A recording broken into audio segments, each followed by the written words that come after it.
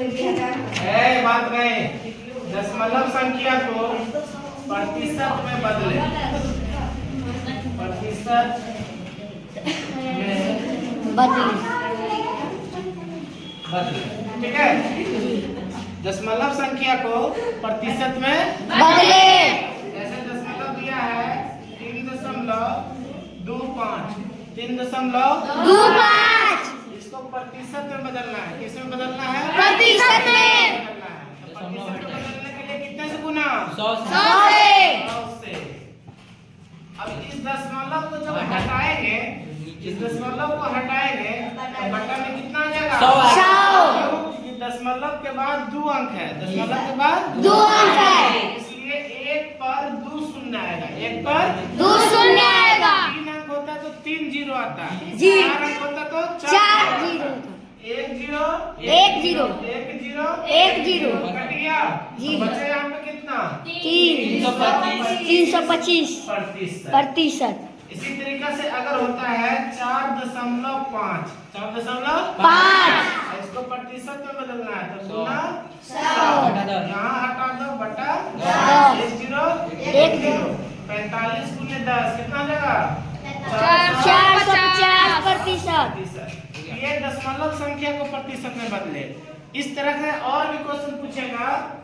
जैसे एक एग्जांपल दिए कि अनुज के पास 500 रुपया है। कितना रुपया? 500 रुपया है। इसको किसी को 20% देना है। कितना प्रतिशत? 20%। ये कैसे निकालेगा कि मुझे कितना रुपया देना है?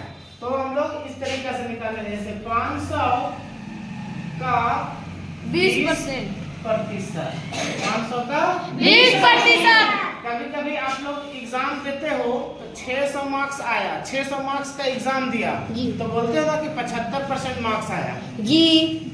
75% कहने का मतलब कि 100 मार्क्स में 75 मार्क्स आ गया, 100 मार्क्स में 75 मार्क्स आ गया। लेकिन 600 मार्क्स में 75% मतलब कितना मार्क्स? 600 मार्क्स का 75% मतलब कितना मार्क्स? उसी तरीके से मान के चलो यहाँ पे कि ये 500 अंक का एग्जाम हुआ, 500 अंक का एग्जाम हुआ और उसको 20% अंक मिला। कितना प्रतिशत? 20%। तो कितना अंक मिला? तो कितना अंक मिला? तो 500 का 500 का मतलब गुना होता है। जो हम लोग कहाँ पढ़े हैं? बोर्ड मास में पढ़े ना, का मतलब गुना, का मतलब गुना। 20 का 20 प्रतिशत को जैसे हटाएंगे तो बटा में 100 आ जाएगा। प्रतिशत को जैसे हटाएंगे तो बटा में क्या आएगा? 100। 1 जीरो से 1 जीरो कैंसिल, 1 जीरो से 1 जीरो कैंसिल। यहाँ बचा 50 और यहाँ बचा 2, 50 गुने 2 100 बराबर 100%। 100% नहीं, 100 रुपया देना होगा। 500 रुपया का 20% निकालना है तो उस आदमी को कितना रुपया देना होगा? 100 रुपया। 500 रुपया है इसके पास और 100 रुपया दे दिया तो इसके पास कितना रुपया बचा? 400। 500 माइनस 100, 500 माइनस 100 बराबर 400। उसी तरीके से एग्जाम में अगर पूछ लिया कि टोटल मार्क्स 600 है। कितना? 600। अब 600 का तुमको 60% लाना है फर्स्ट डिवीजन के लिए।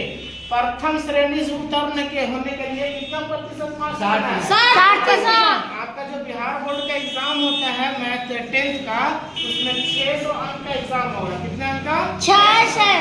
जिसमें कंपलसरी 100 नंबर नहीं ऐड होता है, क्या इंग्लिश का नहीं ऐड होता है, ठीक है। ऐसे 500 मार्क्स में आपको 60% लाना है। कितने मार्क्स में? 60। मान के चलो यहाँ पे 500 मार्क्स है। कितना मार्क्स है? 500 मार्क्स है। अब 500 का 60% लाओगे तो फर्स्ट डिवीजन आएगा। कितना डिवीजन? First division. कितना मार्क्स लाएंगे तो भाई फर्स्ट डिवीजन हो जाएगा? तो निकाल लेंगे 500 गुना 60 बटा में 100। 2 जीरो से 2 जीरो कट गया।